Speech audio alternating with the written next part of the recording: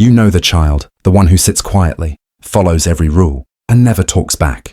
The one adults call so good, so easy, and so well behaved. We mistake this for success. We think we've won at parenting.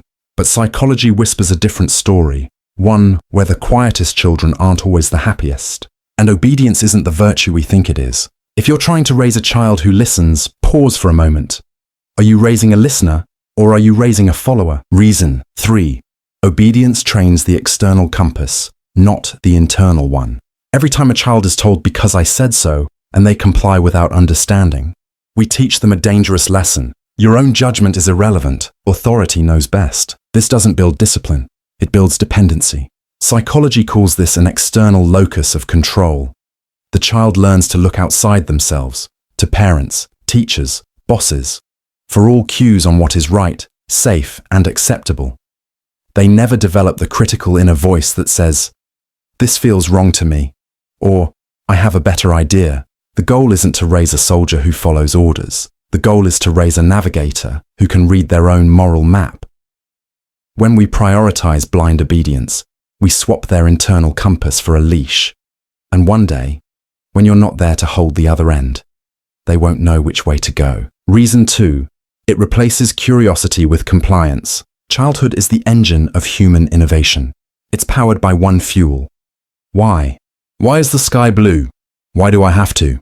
What happens if I try it this way? The obedient child learns. Often painfully, that why is a dangerous question. It leads to frustration, to being labeled difficult or worse, to punishment. So they stop asking.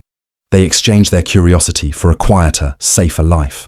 Developmental psychology tells us this is where creativity dies. Not with a bang, but with a silenced question. We get a child who colors inside the lines perfectly, but will never imagine a new picture. A student who memorizes the right answer, but will never discover a new truth. You're not raising a rule follower. You're raising a mind that has learned before it could even decide. That exploration is more dangerous than surrender. Reason 1. It plants the seeds for future victimhood. This is the hardest truth to hear. The overly obedient child is the perfect target. For the bully on the playground, the manipulative friend, the abusive partner, the exploitative boss, they have been masterfully trained. Their deepest conditioning is, when someone with more power tells you what to do, you submit. Your discomfort is the price of peace. They don't have the neural pathways for no. Their boundaries were never built.